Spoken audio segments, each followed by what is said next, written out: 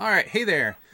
Welcome back to the Startropics II Zoda's Revenge guide for speedrunning. My name's TheTantalus. I'm speedrunning this year's Summer Games Done Quick 2021 for this game, Zoda's Revenge. And I am also streaming live on Twitch here on TantNJess channel. And we're going to start the third episode of the guide, which is going to cover the middle section of Chapter 3. So far we've covered Chapter 1 and 2 together, and then Chapter 3, the first dungeon. In the initial section. So we'll get right back to it. You'll come right out of the dungeon and you're going to talk right to this fellow who tells you you got to get the pizza and take this camel.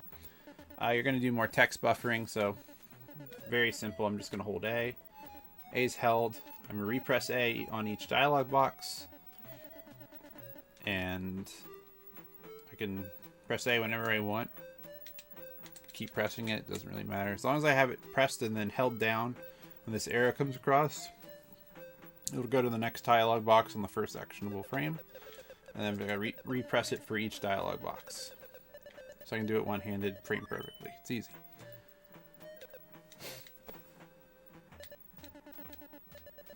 Now you're going to get sent back to the barge where we were earlier. You do not need to talk to the villagers again. You're just going to walk right into Cleopatra's barge. You'll come right up to Cleopatra.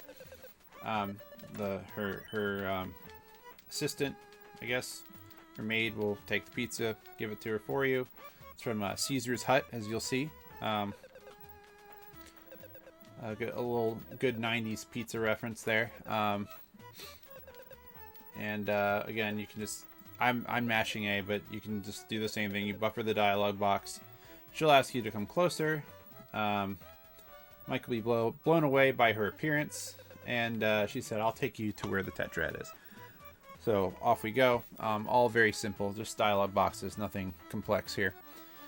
Now the next, she'll tell you that the pyramid is where the tetrad is, but the tetrad, the pyramid has a force field that will not let you pass. So this is a little bit of a sequence break. You know, obviously the game would have had you intended to find that and then have to explore elsewhere. We are going to go straight up to get the item that we need to break the force field, which is in the jungle. Now, the jungle is a very unique area because it requires you to do memorization. So, what's going to happen here is what you're supposed to do is you're supposed to stand on these pedestals and then kind of memorize the path through. You can kind of get an idea, get a feel for the best way to get through this level. You can kind of see where we want to line up. I don't have any really good... I don't have this memorized. I feel my way through it each time. But what you're going to do is you just find something that works for you here. This is not special. It does save a lot of time if you do it fast. So... you want to get through here, and then you're gonna see I went one tile too far, like that. That's the first section. It's just blind walking through. Now, the next dungeon is one of the 2 times that we have a wrong warp in the run. This is why this section of the video is going to be its own section, just for this level. This is one of the shortest levels in the game. I'm just going to go ahead and beat it normally the first time we play it through here, because, you know, at first glance... Oh, I got to turn that retrothon update off. I've got to replace it with SGDQ. So you just have to kill this alligator. Or crocodile, I'm not sure which one it is.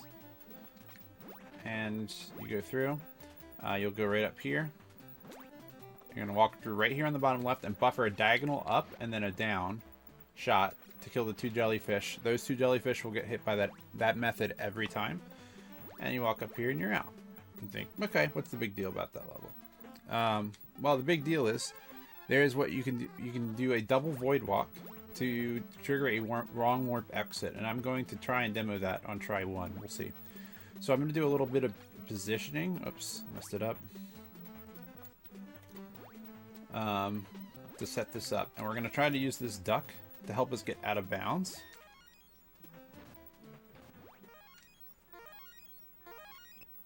Oh, I messed up. Oh, I did it wrong, but I ended up getting lucky and getting it through. So what you're going to do is you're going to come like this. You're going to get here. You want to hold A and B and press down. And Mike will just walk out of the dungeon. If you walk exactly the way I just walked, when you do that trick, it'll work every time. Unfortunately, the hard part really comes in here. So what I'm going to do is I'm going to do a buffer jump diagonal shot, and then I'm going to reset myself diagonally, because you have to be facing diagonal up. I'm going to do a one pause, and I messed it up. Oh, I'm in the wrong spot.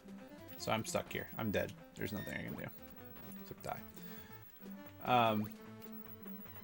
And I think it's because I moved one frame up, but I still got the trigger.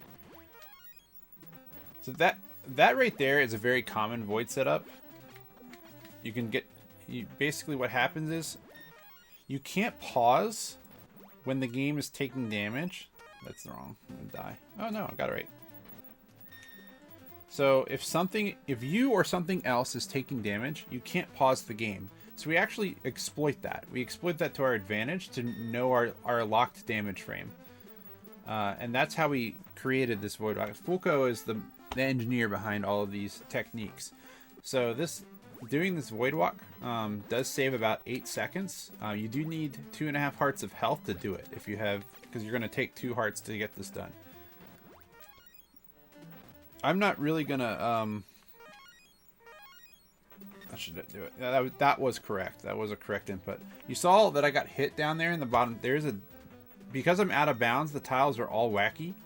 And so they start doing weird things. You can if you don't walk the way I walked, you could do something like this where you I don't know. Let's see. You could end up cycling to the next room or something, which you don't want to do. I'm going to try and do something. Oh, also, this method does require that duck to do the pattern that you've seen until now. If the duck does this pattern, there is a different way you can do this trick that would ensure success regardless of the duck's pattern. Fulco put a really good video together on it. I'm not going to detail that because I can't even do that one. I can only do this one, and I can't even do it all the time. Actually, I guess technically I've gotten it right each time, but I didn't do it correctly. I'm gonna die here, unfortunately. It is a very hard trick to do, and I don't recommend doing it until you're, like, if you're gunning for sub an hour, I guess. You still don't need this trick to get sub an hour. I did not do this trick in Retrothon, and I got a 59.43. You don't need this trick. This is an 8-second time save at most. That is extremely difficult to do. So this is not a requirement by any means. Do not recommend for beginners, but I do like to show it because it is a really cool example of what happens when you go out of bounds and do the wrong warp. So there, I did it wrong, and I was on the wrong damage frame. I did the positioning right, but I was on the wrong damage frame. So I'll try to get it right one more time.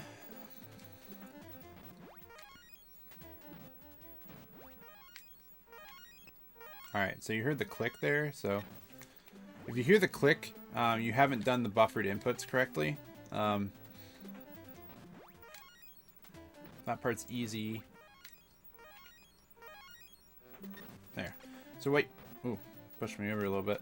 What you're trying to do is you pause one frame to the left after the second pause jump, and then you're gonna pause and go to the right. So that's why I wanted you to at least be able to see my inputs there. But Fulco put a much better video together, which I'll link in the description, on how to do that specific trick.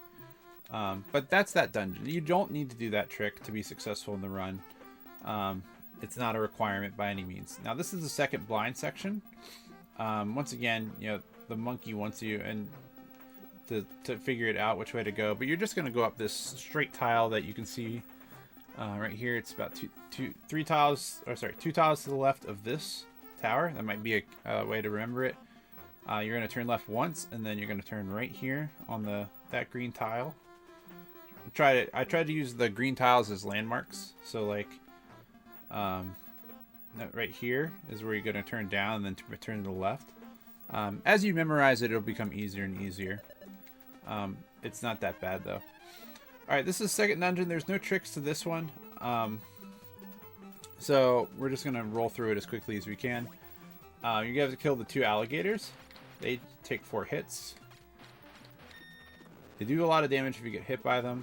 If you need health, it's definitely worth it to pick it up here. That alligator usually gives you that pattern. You can just, that's all you need to do to get through the room is to kill that alligator. Now right here, you're going to throw 1, 2. The reason you throw 2 shots there is that hippo that you see on the right can spawn right there in front of you and block your shot from hitting the toad. You have to kill the 2 toads in this room to proceed, so I just like to throw the 2 in case the hippo shows up or the timing of the toad is off. It kind of covers both bases, and it doesn't cost that much time. And then you're going to kill the second toad, grab the hearts, and then move on. The next part, you want to kind of come through and you can kind of cut corners with jumps here. So, and then you want to try and jump over the jellyfish if they get in your way. Try not to kill them, but if you have to kill them, it's better to kill them than take damage. But, and then I did that diagonal zigzag to avoid changing my direction. So, I'm not going to spend too much time on that dungeon. It's very short, very simple, and then you're through that area and through the maze. So this is the last area of the maze. I'll give you a quick look of it without being able to see what's going on. Basically, you're going to kind of go down and left, in a pattern, kind of like this. And then you're going to go straight to the wall. You're going to walk up to the, not to the wall, but you walk up there, then you go back to the left, around this long bush there. Right here is a little trick. You're going to walk, I think it's 2 tiles, then 2 more tiles. And down 1, and then up here. And again, I don't have a great guide through this part. I mean, I could show it to you. I can show you what it looks like in here, so you can get an idea of how tricky it is. But there's only one path through here, which is right here, and then you're going to walk straight up. And you've done it. You've completed this area, and this monkey will come out who's been teasing you the whole time. He'll say he was expecting you to arrive. He also can talk, and he'll say, here's the psychic shockwave. Now you can beat the next stage. And since we're not that far into this, I'm going to go ahead and try to just finish chapter 3 in this episode. So we're going to cover the next dungeon, which is the pyramid. Now this is one of the harder stages in the game, in my opinion. It's not the hardest. There's 2 that are probably harder. If you need some health, right here. There you go. There's 2 hearts if you need them. They are kind of time consuming. There are 2 easier hearts to get later, as well as a medicine. So, and I'll demo where they are. So, when you come in here, you're going to switch to the Psychic Shockwave. Select switches your weapons, and then we're going to go straight up. What I like to do is do a jump upward shot. It takes 4 shots to break the force field, and then before you go into this room, don't forget to switch back to the dagger because you'll need it for this first strat. This room features skull bugs, and we're going to do an exact pattern that makes them very easy to conquer. So you're going to walk up and then to the left. And you'll always get these first 2 bugs exactly if you do this. Then hopefully that 3rd bug will be right there in your way. You can just knock them out. Sometimes the 3rd bug doesn't play nice. You can't do this. You can, I guess you can do just this. But then that first one may not see you. So I like to walk up first and then to the left. And then you get the 4 shots. And then this one you can just react to. Fairly simple and easy. Right here, the cobras, you gotta watch out for them. But they kind of just go all over the place when they see you. So they're not consistent. They kind of just scatter everywhere. They're a pain in the butt. You don't want to deal with the cobras. Just try to get them out of your way. Now, what you're going to do in this room has a... I'm going to demonstrate what happens here. This room is a hidden thing that sends you back down to the lower level. We want to avoid that. So we're going to do this. I actually haven't tested this, but... You see that you can make that jump safely. You don't touch the rising fire, and you also don't fall in the pit. But if you move, you're pretty much there. It's within just a frame or 2 of falling into that pit. So just be careful as you're navigating through here. But What we like to do is just, yeah, you can pretty much make it from anywhere, and then you just jump again. So the way this room goes, you're going to do something like this. Jump again, wait for the fire to go down, and you're going to wait for the fire to re-trigger, then go. Walk down and around. I'm going to get hit because I was too slow. It means I'm going to hit again. Oh, just missed it. Okay.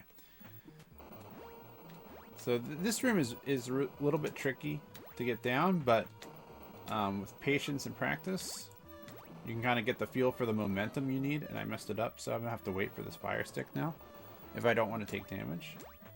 And then you get through. So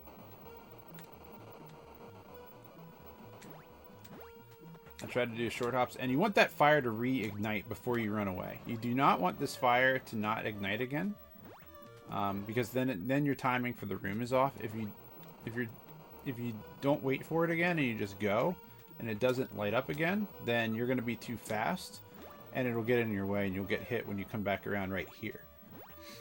So I didn't get to demonstrate that because it didn't work out that way, but yeah, you want to make sure this fire goes off before you go up here, hit the switch, and then go to the next area. Alright, so the next enemies are zombies. They're only vulnerable to the psychic shockwave, so just make sure you equip it before you come in the room. 1, 2, 3, 4, 5, 6. And then 1, 2, 3, 4, 5, 6. Just like that. Some variation of that pattern. 1, 2, 3, 4, 5, 6. Oops, and he didn't come straight up at me at that point. So yeah, just try. You want to try to get him to come up in the middle tile there, but if you can't, it's not the end of the world. The next room, there are some. I think slingshots are in the treasure chest. You don't need what's in the chest; it's not very valuable. Or it might be a medicine. I can't really remember, but not a good time to get it. You just want to work your way through the blocks here. Keep your dagger equipped. These mini mummies can get in your way, and sometimes you're just gonna want to take them out like that. You're going to walk straight down here. 1, 3, 4, 5, 6. And that enemy will do that every single time. You'll never have a problem with that room if you do it just like that each time. Alright, so next thing you're going to do is you're going to walk straight to the right. You're going to keep holding straight to the right. Don't have any fear here. You'll never get hit. And you'll come to this room. Now, this room is tricky because you have the zombie and the cobra. Cobra you probably want to hit with your daggers. It takes 5 psychic shockwave hits to kill the cobra. It takes 6 to kill the zombie. It takes 3 dagger hits to kill the cobra. But if you use 2 dagger hits and 1 psychic shockwave hit, you can kill the cobra in 3 hits a little bit faster. So you may see some weapon switching here. I usually like to kill the zombie first and then go for the cobra, but the cobra can go everywhere. And they aren't affected by the arrow pads like you are. So they just kind of walk all over the place and get in your way, and they don't care. So I'll go up for the zombie first. And then I'll try to do. Now, if I get him close up like that, I'll just take the 3 shots. But if I'm having trouble chasing the snake down, if he gets away from me, like this, I'll throw a psychic shockwave shot in there, and as you just saw, exactly like that, so that I can save some time while he's wandering away from me. But you want to have something like that. Now, one thing to note about these arrow pads is that they aren't safe. Actually, I guess these ones are safe. The other ones aren't. Maybe it's because of certain areas, but what you want to do when you're coming across these arrow pads is either try to walk across this and come like this and jump over them, or you can just jump in place over them. It's a little bit faster than walking over it. So the next room is these skeletons. They're not defeatable. They just kind of fall over and crumple when you poke them. And you just want to kind of keep them out of your way. If you can shoot them while you're in the air, it's always more valuable to do that, but a lot of times they don't really lend to that. So this room, there's not a lot of fixed RNG here. You just have to kind of react to whatever the enemies give you. They generally move towards your area, but they don't perfectly do it. As you can see, the skull's kind of just wandering around, changing directions every so often. So he does kind of come to you, but it takes him a little bit to get there. Alright, so the next room, you're going to start by killing this mummy. They take 5 hits. if you want to play it safe, you can hide behind these spike bars so that you can kill all the enemies easily. If you want to get aggressive, come over here and kill the 2 bugs. Two hits apiece on the skull bugs. Pretty simple order there. The next room, you're going to walk up 1 tile, and then 1, 2, 3, 4, 5, 6. And then the second one is kind of variant. Second one can come down or keep going to the right. So I like to do like a jump shot there. That's probably the best way that I could say to handle it. 1, 2, 3, 4, 5, 6, and then. But see, then they didn't shoot at me until now. So sometimes you just have to react to what's in front of you. It's not always easy. 1, 2, 3, 4, 5, 6. 1, 2. So that second one always gets a little bit tricky, but there's not, to my knowledge, there's no perfectly consistent way to handle it. So, the spider room. Now, can I walk off these? You can't walk off this way, but you can walk off if the arrow, like that. That was actually weird that it did it like that.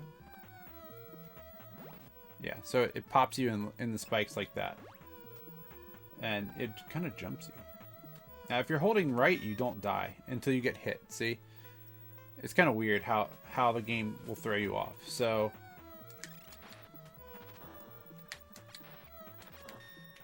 and basically what you want to do is you want to walk on the arrow pads like this.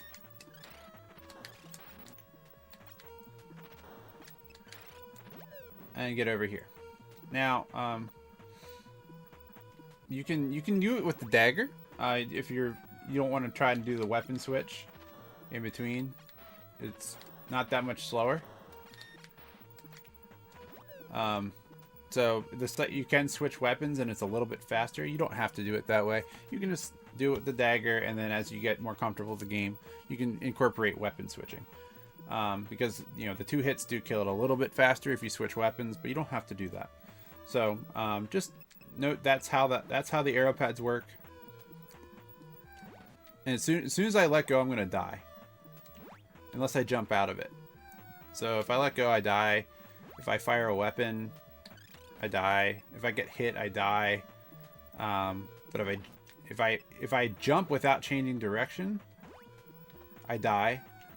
So basically, the only way you don't die if you're doing this to save yourself is if you see yourself in this position and you want to save yourself, jump towards the direction that you would die in, and then jump yourself back onto the platform. That's the only safe way you can do it. So there's more platforms like this in the game. So as we get to those, I'll point them out. This room you're gonna hold up to the 3rd tile of the room, and you'll get these 2 bugs in the exact same pattern every time. 1, 2, 1, 2. Jump over the hearts, and then lull that last bug to you by facing him. It may take him a second to see you, and then he'll charge you, and you can kind of go to the door and just kill him that way. So sometimes his pattern is variant. I like to get the hearts though, because most of the time you've got to come up that way anyway to kill the bug. So let's do that one more time, and then we'll talk about the next room. See, I didn't walk up far enough, and I got hit. So 1, 2, 1, 2, jump, get the hearts, and you gotta wait for that skull to look around for you, and then you'll do it. So, all right, for the next room, you're gonna throw a diagonal shot up.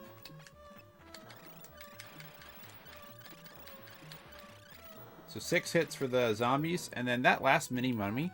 So when you come in, you'll always get this first mummy. No problem. You'll never have trouble with that. And you can kill this one in 6 hits. That other mini mummy may run around on you though, and may cause you some strife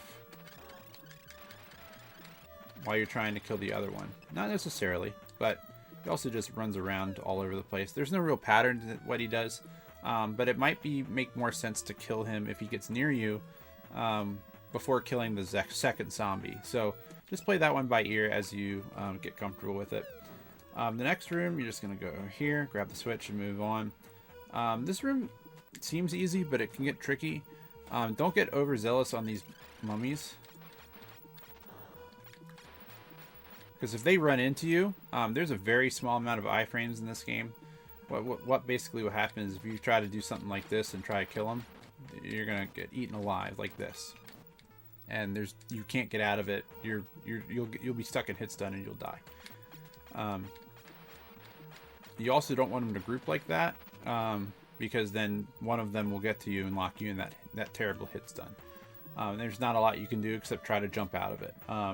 If you do get stuck in that hit stun for some reason, like you got too aggressive, and you just do that. Get away and reset the situation.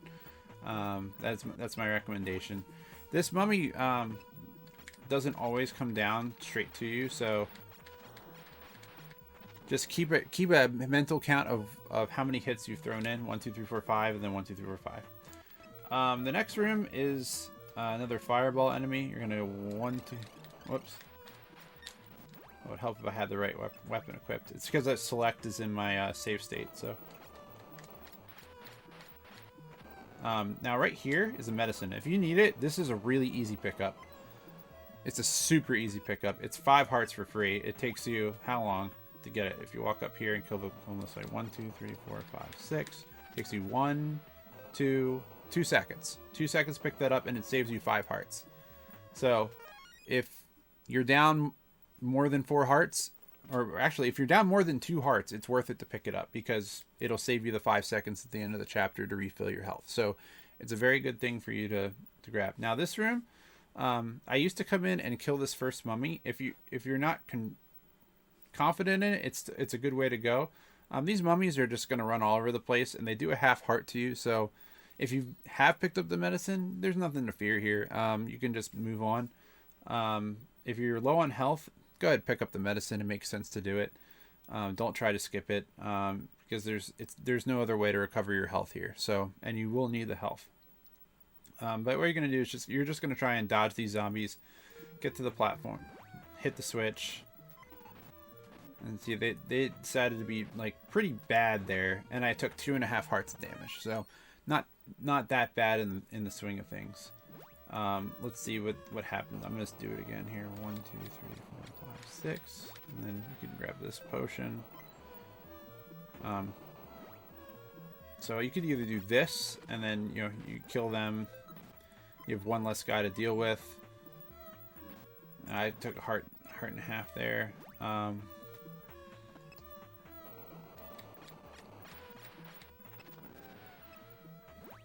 I'm gonna go and try and dodge them this time. Actually, had I hit that switch good, I probably would have been okay. So I took 2 hearts of damage. So not the end of the world. They're likely to hit you. If you don't take damage, that would be a surprise. So what you're gonna do is you're gonna head back to this area where the cobra is, and you're gonna play the flute here. Before you do it, you should get right here in this spot and throw a dagger before you pause. Now the pause menu, and there's a flash warning, by the way, before I hit this item. So if you're sensitive to light flashes, this is not probably a good game for you to play, first of all, but it is coming up right here. So you're going to summon the cobras, and one of them will spawn right where this dagger is going to be. So you're going to try and kill this cobra really quick. So when I unpause, I'm going to hold B. I don't want to hold B early because then it'll play the flute again.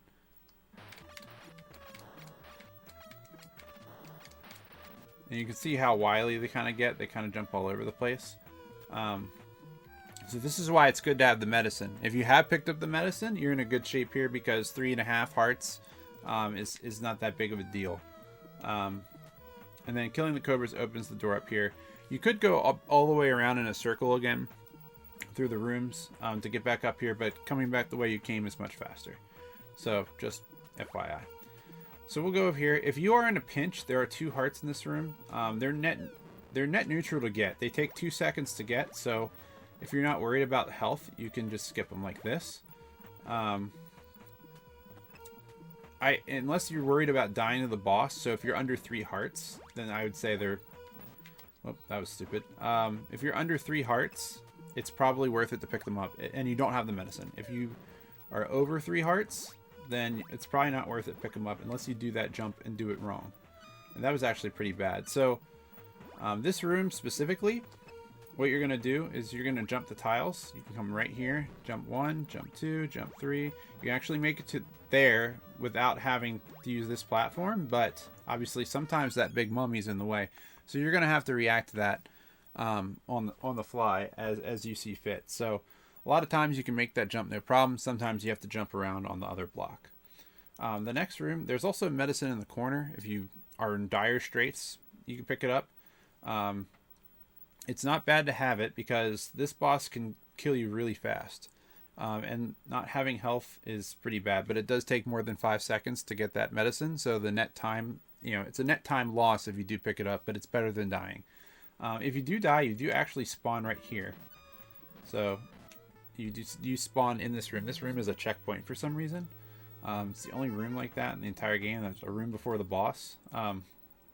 So it's not too bad if you die here, but anyway, you can keep going. So this is Monster Mask. You're going to walk one tile to the left and walk all the way up. And you're going to pray that Monster Mask gives you the right pattern. And he did, so Monster Mask is dead. Wait, the reason we do that pattern exactly is because when you're close to an enemy and there's lots of things on screen, the game won't fire their shots. So you heard a sound that he made that was supposed to be him firing shots, but no shots ever came out because I was jumping next to him. A lot of enemies have that pattern. The knights in chapter 8 do that. I will try to see what happens if we don't get an ideal pattern. But what you want to do is stay right up here on the top. And now once he goes away, you're going to have to switch to the psychic shockwave. And see, there's the beam shots. So because he's too far away for you to hit with the dagger when he goes up high. So you'll have to switch to the psychic shockwave and react. But if he gives you that first pattern that you saw, that's money. You'll take that every time you get it. And that's the end of the chapter. So we'll go ahead and pick up the Tatrad. We'll refill our health. As I come up here.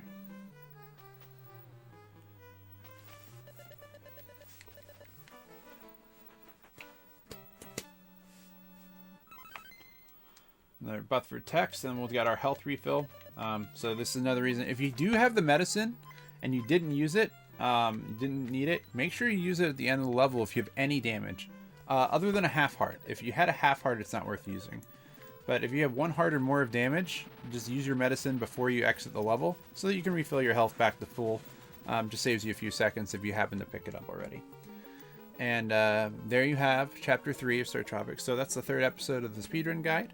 Thank you for watching. On the next episode, we'll cover a lovely Chapter 4 right there. And meet our friend Sherlock Holmes and find out how wacky it's going to get over there. There aren't a lot of skips in the next area, so it should be a little bit more straightforward, and the chapters are a lot faster from this point onward. Chapter 3 is the longest chapter in the game. So thank you for watching, and I'll see you on the next one.